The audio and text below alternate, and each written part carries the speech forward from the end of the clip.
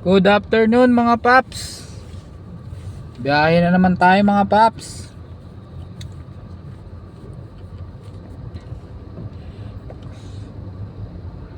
Linawin lang natin yung mga nagsasabi ng mga driver na double daw ang kaltas ni InDrive. Para sa akin na hindi naman doble mga paps. Kasi halimbawa 572 yung per ni InDrive sa akin. So bale binawasan ni InDrive ng 9%. Di ang earnings ko 515.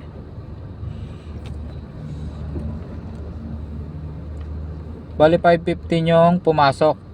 Tapos binawasan ni InDrive ng 9% sa top up ko. Bali ang binigay pa rin ni passenger 572. Paano naging dalawa yung kaltas?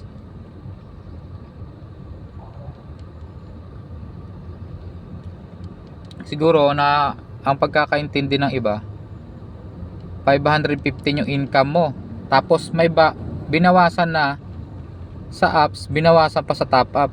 Kung tutuusin,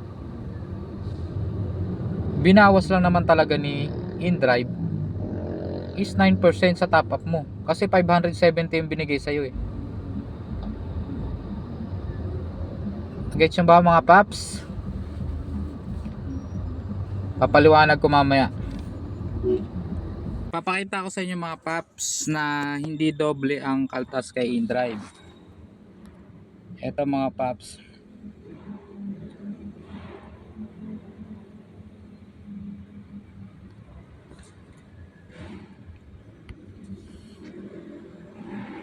Bali ang binigay sa akin ni customer is 573.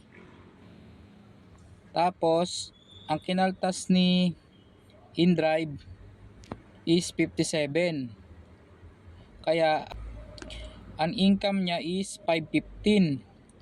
Kumbaga malinis na to na income galing kay InDrive. Tapos tsaka siya babawas ng 9% sa ating top up.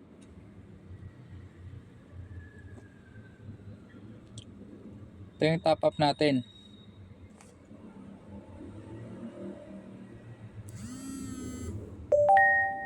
Ayan, binawasan niya ng 51.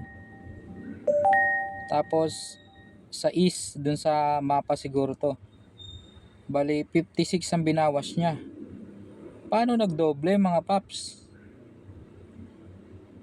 571 lang naman yung baga 10% lang naman yung binawas dito. Bali 9% nga lang sa top up natin. Tapos ang binigay ni passenger is 570 pa rin. 573 pa rin binigay niya. Marami kasi nagugulan sa GC dito Sabi nila ayun nga lang 8.92 nga lang yung binawas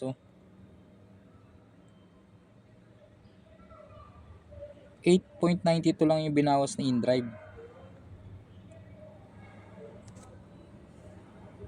573 pa rin naman yung kinuha mo. Hindi naman 515. Kung 515 yan, tapos kumuha pa si InDrive ng 10% dun, 9% sa top up mo, yun ang doble. Kaso ang binigay sa'yo ni passenger is 573. Kaya hindi yun dobleng kaltas mga paps. Isang kaltas lang.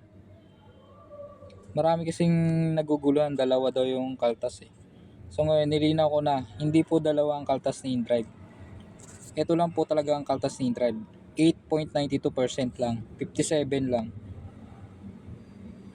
sa 573. Jadi ang malinis ko dyan is 515. Tapos ang ibabawas niya sa sa top up natin is 9%, di ba? Tama lang naman. So yun, nilinaw ko lang yung mga naguguluhan dyan. Mga paps, babiyahin na tayo. Ilang ating update about sa issue na yan.